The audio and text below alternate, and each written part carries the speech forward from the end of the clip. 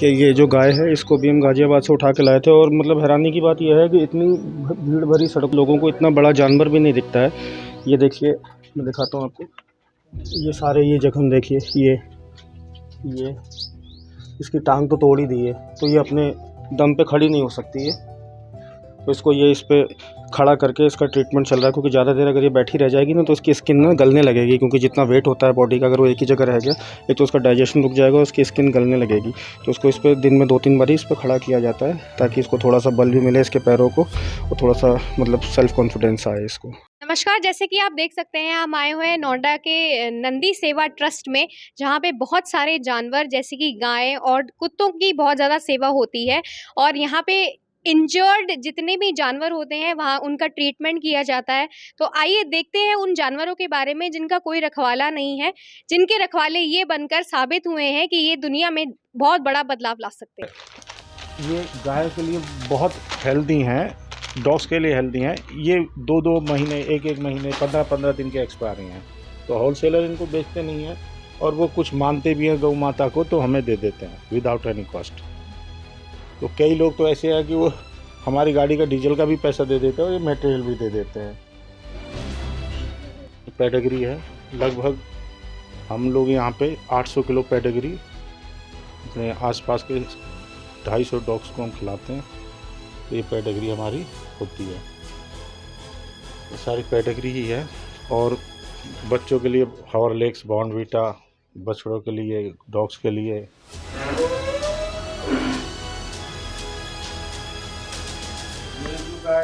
इस गौ माता ने जंगल में बच्चे को जन्म दिया था, और वहाँ काफ़ी ज़्यादा जंगल होने के कारण स्ट्रीट डॉग्स, जो जंगली कुत्तों ने उस पर हमला किया, और वो इतनी बुरी तरह नोच डाला कि उसको रेबीज हो गया।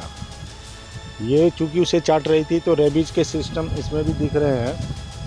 तो हमको इसको अकेले में करना पड़ा, और बच्चा इसका एक्सपायर हो गया। अब इसको हम अलग से रख के इसका ट्रीटमेंट कर रहे हैं, एंटी रेबीज अल्टरनेट डेज में इसको दे रहे हैं। तो ये रास्ते में हम लोगों को मिली थी, और ये मतलब ना 1 हफ्ते में करीब 3-4 बारी सेम गड्ढे में गिर गई। तो उसके बाद हमें एहसास हुआ कि मतलब ये अंधी हैं। इनका डॉक्टर से हमने चेकअप कराया, तो उन्होंने कंफर्म किया कि अंधी हैं। फिर सड़क पे तो अपना गुजारा कर नहीं सकती, और जो दूध निकालने वाले थे उनका उद्देश्य पूरा हो गया, अब ये दूध देने लायक है नहीं, तो इनको सड़क पे छोड़ दिया गया। तो अब ये यहीं के निवासी हैं।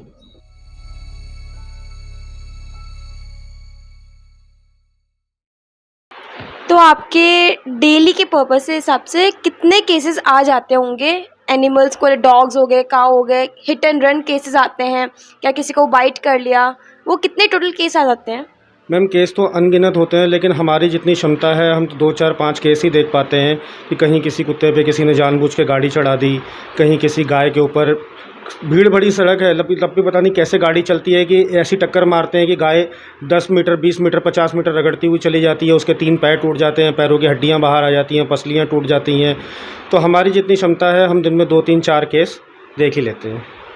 जी, तो आप मुझे साथ में ये भी बताइए कि जैसे आपको बोला जाता होगा कि यहाँ पे कि आप ये मत कीजिए, यहाँ पे आप डॉग्स को फीड ना कीजिए, आप जब बाहर जाते होंगे आउट ऑफ दिस जोन, तो आपको बोला जाता होगा, अक्सर लोग बोलते हैं कि यहाँ फीड मत कीजिए, फीडर्स को भी रोक देते हैं, तो उसमें आपका क्या रिएक्ट होता होगा?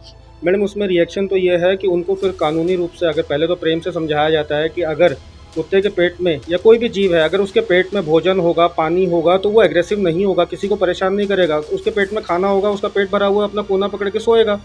पहले तो उनको प्यार से समझाया जाता है, लेकिन अगर वो प्यार से अगर नहीं समझते हैं तो फिर उनको कानूनी रूप से समझाया जाता है। हमारे जो संवैधानिक अधिकार हैं, जो सुप्रीम कोर्ट की जो गाइडलाइंस है उसके अनुसार, अगर तब भी वो नहीं मानते तो फिर पुलिस, हमारे पास इकलौता रास्ता वही है, पुलिस और कोर्ट।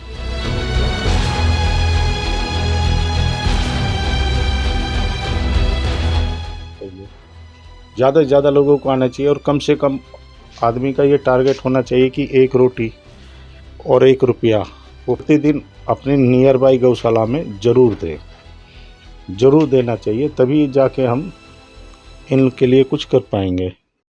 तो जैसे अभी आपने जाना कितनी कठिनाइयों के साथ योगेश जी और पंडित जी इन छोटे से प्यारे से मासूम जानवरों की मदद कर रहे हैं।